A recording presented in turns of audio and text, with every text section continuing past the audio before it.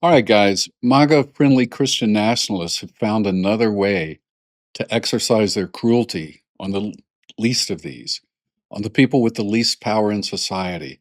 I'm talking about our nation's immigrants who they've detained for deportations. These are supposedly immigrants who are the worst of the worst, people who've committed heinous crimes while here illegally on our soil. But over the past year, a look at the statistics provided by ICE shows that the vast majority of them have committed no crime at all while they've been here on our soil, and that a large portion of them aren't even here illegally at all. Yet the Christian nationalists who run our government now have deprived many of them of almost all their rights. They've been deprived of due process, which means they haven't been given the ability to present their side of the story, to present their case before an immigration judge. And yet we see Christian MAGA supporters all over the country cheering this as if we've won some great victory for God. In a minute, I'm going to show you something ICE has done just this past week that's going to make things even worse for these immigrants who are in detention right now. But it will also make things better for, guess who? The private companies that are profiting off this whole process. I'm Jonathan Burton, and I was a lifelong conservative and Republican up until Trump came along. And like many of you, Trump's emergence on the political scene became a life altering event for me. It changed friendships and relationships and even church memberships. But it also opened my eyes to the truth of what the party, the Republican Party that I had always supported, was really all about. And for that, I'm actually very thankful. And I'm hoping that by sharing stories like this one, that I can help some Christian MAGA supporters begin to see this movement for what it really is and to see that it isn't not only not Christian, but it's in fact hostile to biblical Christianity. And I speak as a Christian, not someone who's turned against this faith. I'm not a secular liberal. So I'm coming like from where you're coming from. All right. I'm not your enemy. I'm not against God. I'm not against the Bible. I love God. I love the Bible. And so that's where I'm coming from. And one other quick thing, though, before I get to the story, I made a mistake in my last podcast regarding something about Seventh Day Adventist beliefs. And I wanted to make a correction here, but I'll do that at the end of the video. And as always, the video has timestamps, so you can click around quickly and get to whatever section you're most interested in. The section, I will make this the last section if you want to jump to my correction from my last podcast, and I'll just put correction in the timestamp. It'll be the last one. Okay. All right. Now back to this story. The Associated Press is reporting that ICE has put out new standards for immigration detention facilities, and ICE is calling them relaxed standards. So that sounds good, right? I mean, if they relax the standards in this environment where they've been treating detainees so harshly and cruelly, then relaxing that would be a good thing, right? But as always, nothing with this administration is as it seems or as they present it. And this is no exception. Because when you ask the question, relaxed for who? It turns out it has nothing to do with with the detainees. And in fact, just as you would expect from something straight out of 1984, it's the exact opposite. And this will make life worse for the detainees. But I want to set this up by putting it into the context of biblical passages that speak directly to what we're going to be talking about. Because if I don't, I'll be sharing this story with you and you will think this has nothing to do with the Bible. But I'm going to show you beforehand, it has everything to do with the Bible and it has everything to do with our own Constitution as well. So these verses show how God wanted Israel to treat foreigners, or what you might call immigrants, or what you might call illegal or undocumented people. So I'll just go through these real briefly, but Exodus 23 says, "You must not oppress foreigners." Okay? Deuteronomy 27 says, "Cursed is anyone who withholds justice from the foreigner." And Deuteronomy 19 says, "A single witness shall not suffice against a person for any crime or for any wrong in connection with any offense that he has committed." In other words, um, a single person testifying to the fact that they saw somebody commit a crime isn't enough. You need more than one person. It says, "Only on the evidence of two witnesses or of three witnesses shall a charge be established." Guys, that's called due process. That is the due process that our government has taken away from most of these detainees, and they've bragged about it. And I've seen a lot of you MAGA Christians support it and applaud it, but it's right here in the Bible. You can't take that away from people, not even if they're foreigners. You can't do it. Deuteronomy 19:15. Go check it out if you don't believe me. Leviticus 19 says, don't take advantage of foreigners who live among you in your land. Okay, don't take advantage of them. We're taking advantage of them. A lot of these came here, they followed our laws, they followed our immigration laws, they followed our entry rules, and they're still being picked up and arrested and deported. And it's bad. It's really bad stuff. And the Bible says, don't take advantage of the foreigners living among you. Okay? It says, now it gets worse for you if you think this is all okay. It says, treat them like native born Israelites and love them as you love yourself. How much farther away could that be from what we see happening? And how much farther away is that from how we see people who call themselves Christians responding to it? I mean, they are actually applauding it. And this is perfectly in keeping with the New Testament. Jesus said, love your neighbor as yourself. He even said, love your enemy, in case you didn't think neighbor included everybody. He added, love your enemy too. So if you think I know a lot of you think these people are your enemies, but the Bible says treat them like native born and love them as you love yourself. Just exactly what Jesus said in the New Testament. Now, I'll say this: loving them like you love yourself doesn't mean you have to let them come in and break our laws, and it doesn't mean they have any right to stay. But as long as they abide by the law, they have the right to stay. And we can't just change the law on them like we've done. Like Trump literally said, okay, I'm overturning some of these rules you came in under. And as of now, it's effective immediately. So they're here today legally, and a minute after the president makes an announcement, suddenly they're illegal. Okay? You can't do that. That's not fair. That's not justice. That's injustice, a great injustice. But even though, okay, so I know some people would say, well, these commands weren't issued to the United States, and they don't have anything to do really with immigration law. I think for the Christian, what they have to do with immigration law is that we should want our laws to be fair and just. All right. Doesn't mean that we can't kick people out, but we have to do it with due process, and we have to do it in a just and fair way. Okay. And our laws are basically, I think, fair and just as far as that goes. But this administration is violating those laws. And you MAGA people are cheering it on and calling yourselves Christians at the same time. Maybe you weren't aware that the Bible actually speaks to this so specifically. If you weren't, I hope you'll take the time to go back over these passages and study them and study this whole issue as far as how it's addressed biblically, because it's not what you're supporting our government doing right now. All right. So, but people will say, well, those were, that was a direct word of God to ancient Israel, a nation with whom God had initiated a covenant. And and that's true. And but the principles can be extracted and applied to today because it shows us God's heart. It shows us how He wants us to treat people, and in this case, specifically foreigners and immigrants. So the principles we pick up from this are that you shouldn't withhold justice from foreigners or immigrants. You have to treat them fairly and justly. And that's just due process. That's called due process. So due process isn't only a constitutional requirement, it's a biblical requirement as well. All right. So you guys are literally cheering and applauding the fact that we're violating not only our own constitution, but the Bible too. You're calling yourselves Christians at the same time. So I know a lot of you don't know this is in the Bible.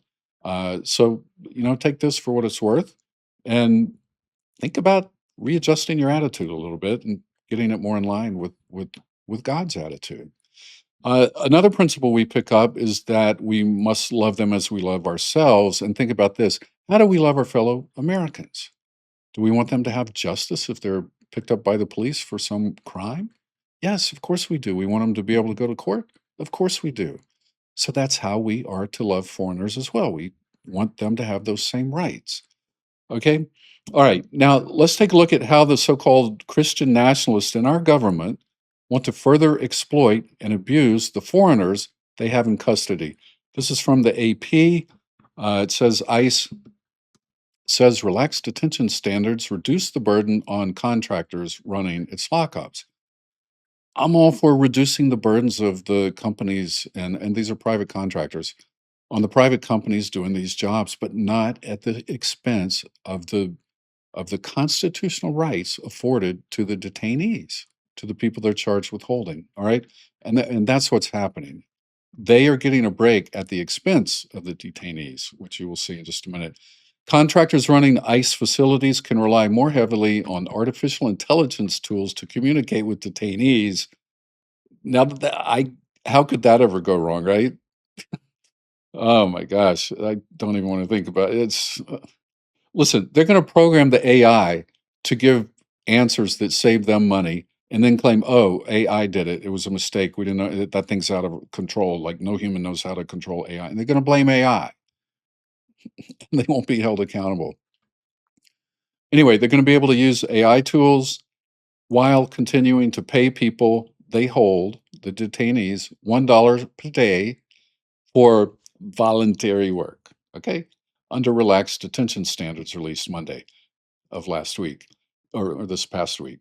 So $1 a day they get to pay the detainees. Technically and legally, the detainees don't have to do this work, but you know how it is in prison, right? They can make you feel like you got to do it, or they can say you don't have to do it, but if you don't do it, you won't eat tomorrow. Things like that. You're not forced to do it if you're willing to go without food. You don't have to do it. Anyway, I said the standards which apply to for profit contractors and jails that hold detainees were revised without input from partners, not without, sorry, revised with input from partners, and the partners of the private companies, to reduce the burden on our detention operators. So we're all for reducing the burden on them. My gosh, you don't want them to have a burden. Let's put that on the detainees, the criminals, the lawbreakers, right? Let's take their rights away. And this is basically what all this is doing. By using AI, they're going to take rights away. They're going to fine tune the AI so it will purposely misunderstand certain things so the company doesn't have to spend money helping these inmates. All right. So it will reduce the burden on our detention operators while doing little, the article says, if anything, to improve conditions for roughly 60,000 people currently detained. All right? That's exactly what's going to happen. It's going to do nothing to improve their lives. The government just got billions of dollars added to ICE funding. They could take a little bit of that and you know, beef up the protections for some of these people, medical things. They're not getting medical treatments, and making sure that their rights are observed and that they get their rights. All right, 100. The article says 100%. It's going to result in deterioration of already problematic conditions of detention, said Michelle Brain, a former Department of Homeland Security ombudsman who oversaw immigration detention practices during the Biden administration. She says it's consistent with their general practice, which is to eliminate accountability and oversight. They are not concerned with people's basic rights or the safety of detainees. Obviously, I said that the changes streamline its rules and move toward more relaxed standards used by U.S. Marshal Service to hold pretrial federal inmates. And that's a whole different thing. Whole different thing. Dr. Homer Venters, no, Venters, yeah. Dr. Homer Venters, an expert on correctional health care, said the changes could curtail access to language assistance by eliminating mandates that require in person and telephone interpretation and translation services. So you got an inmate who speaks some language that, few people here speak, and they can't get a human translator, and now they don't have to. So he can speak into AI and, just hope that AI understands and translates accurately, which no one will ever know since there won't be a human involved. Venters called the changes alarming because grievances often include very urgent or even emergent information, such as when a patient has been denied life saving care. He said the rule also leaves unclear whether health assessments crucial to flagging medical and mental health conditions could be conducted through AI. I will say that's very unclear. It has not yet gotten to the point where we can put, life-threatening events into its hands and trust it. AI is just not that good. I'm sorry.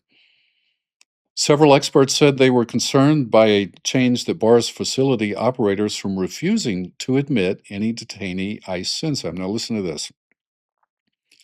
This is a little can be a little confusing.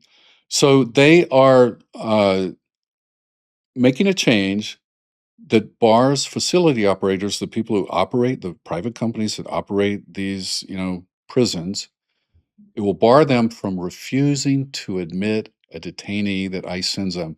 So if ICE sends a detainee who just got shot in the leg and the facility says, you know what, we can't handle a gunshot injury here. We need to send this guy to the hospital. They can't say to ICE, hey, we can't take him, send him to the hospital. They can't do that now. They have to take him. They are going to be forbidden from refusing to take the person. The change means facilities may not be able to immediately refer severely ill or disabled detainees whom they cannot accommodate to hospitals or other settings for care, but it could reduce their liability for subsequent deaths. Isn't that great? Isn't that great? I mean, this government is so corrupt and so cruel. Just every day we wake up to a new corrupt cruelty, a new corruption, a new cruelty. It's just every single day. These things hurt people. If you're a Christian, if you're an American, forget being a Christian, but especially if you're a Christian, because you have a double duty, one to the Constitution, one to just good morals, and okay, I'll say a triple duty, and three to the Bible, to God. All of those things require you to be concerned about this and to be stepping up and fighting this, not supporting it, not voting for all the people who push these things on us. A lot of Christians I talk to them and they at least claim ignorance. They're always like, "Oh, I didn't know that was happening." Like, okay, then you're not qualified to vote or have an opinion. If you don't know these things are happening, stop running your mouth in support of the people who are making it happen. Take some responsibility. You owe it to yourself and you owe it to the nation. You owe it to your neighbors who live here because a lot of people are getting hurt by the people you're supporting because you say you didn't know all these bad things were happening. All right. Just every little thing they can twist or turn to make things worse for people. They're twisting and turning them. Just cruelty, cruelty, cruelty. Yeah. So all right, new language making clear that detainees who participate in voluntary work programs are not employees and therefore not entitled to wages and benefits is a favor to ICE's for profit contractors. So, in other words, they can rely on the labor of the detainees at $1 a day and make billions in profit on that. Their goal is to make it easier for jail operators. No longer are they trying to make sure the focus is on the detainees and their care and the experience in custody. And I know MAGA people would say, well, yes, that's right. Our job is not to make sure that detainees are okay. They've broken laws and they deserve punishment. And our job is to make sure they're as miserable as possible. I know that's what a lot of you would say, but that's not a Christian response. It's not even a constitutional response. You're violating the principles of the Constitution and you're violating the teachings of the Bible with that attitude. And if that is your attitude and you consider yourself a Christian, I would strongly urge you to go back and listen to the verses I read earlier and just ask yourself, is your attitude in line with those verses? And if it's not, then you might want to have a little talk with God about it the next time you pray. The Bible isn't vague about this. It tells us to love immigrants as we love ourselves and as we love our neighbors, as we love fellow Americans. It tells us to treat them justly and give them due process. It tells us to show mercy. So, if, as a Christian, as many MAGA people say they are, if your politics have trained you to look at immigrants in detention and think, how can we make this easier for the companies holding them, rather than being concerned whether or not they're being treated fairly and within our laws, then something has gone drastically wrong. It means we're working by worldly human standards rather than godly standards. And it's not even living up to the basic American idea that all people are created equal and have rights that government is supposed to respect. And don't give me the, well, they are here illegally, so they don't have any rights. It's not true. According to the Constitution, the minute someone hits our soil, they are instantly protected by all these rights that are afforded to citizens when it comes to the criminal justice system. This administration had a choice with more money than ever now, with more money than ever now flowing into it, flowing into ICE. They could have raised the standards, as I said. They could have improved medical care. They could have strengthened language access. They could have made sure facilities were actually equipped to handle the people ICE sends to them. Instead, they relaxed the standards for the benefit of the corporations, the private corporations running these facilities. And that tells you exactly where their priorities are. And they're not in supporting the Constitution, and they're certainly not in living by biblical principles. The funny thing is, all these churches preaching that Christians should take over and run the government because they want the government to reflect Christianity and Christian values and Christian principles. Well, now that they've been given some opportunity to run things, they're doing the exact opposite of what Christianity teaches. And you shall know them by their fruit. And we know them now by their cruelty and their flagrant violation of God's laws. I mean, just think about it. If you disagree, leave a comment below and justify why you disagree. I'd be interested to hear MAGA Christians justify how this is okay, biblically speaking. All right. Oh, right. Sorry, one last thing before I go. I need to make a correction about my last podcast, to which I will put a link in the description if you want to watch that. But in that video, I played this guy. Here, let me play it for you, and then I'll tell you what happened. This was at Rededicate 250 where he was interviewed. All I know is this: a national Sunday law will come very soon and shut all businesses down on Sunday, and everyone will be mandated by state and federal law to go to church, whether they believe in God or not. Atheists, Hindus, Sheiks, Muslims, Buddhists, it won't matter. So I thought he was advocating for the government to pass a law forcing Sunday worship on everybody because we live in such wacky times. I know there are people on the fringes of the Christian nationalist movement who do believe that, and they want that or something close to it to become law. But I had several astute viewers in the audience who left a comment to tell me they thought I was mistaken, and they recognized him as being a Seventh Day Adventist. And they said he was actually giving a warning. He wasn't advocating that the government do this. He was warning that the government would do that. And it just goes to show the difference. If you really understand a religion and you've been up close to it, you get these things instantly. And if you've been at a distance from it, like I have, I mean, I've never been close to Seventh Day Adventist. I've known them, but just had brief contacts with them. But when you're up close, you get this stuff instantly. Anyway, Seventh Day Adventists believe that Sunday worship, as I mentioned in that video, is the mark of the beast. And they believe our government is so evil that it will someday pass a law to enforce that, to require Sunday worship for everyone in the country, which in their view would be the worst thing that could ever happen because it would be requiring them to commit what they believe is a very serious sin. So I share that I share that view that requiring Sunday worship for everyone is a terrible idea. It's a horrible idea, but obviously for different reasons than the Seventh Day Adventists have for opposing it. But this guy was trying to warn people that the Christian nationalist movement would eventually lead to that. He wasn't advocating for it, and that was my mistake, and for that I apologize. But anyway, I just wanted to make that correction, and I appreciate the people who clued me into it. People who are much more familiar with Seventh Day Adventist culture and beliefs than I am. All right. All right. That's it for me. I appreciate you watching, and I will see you soon. Take care.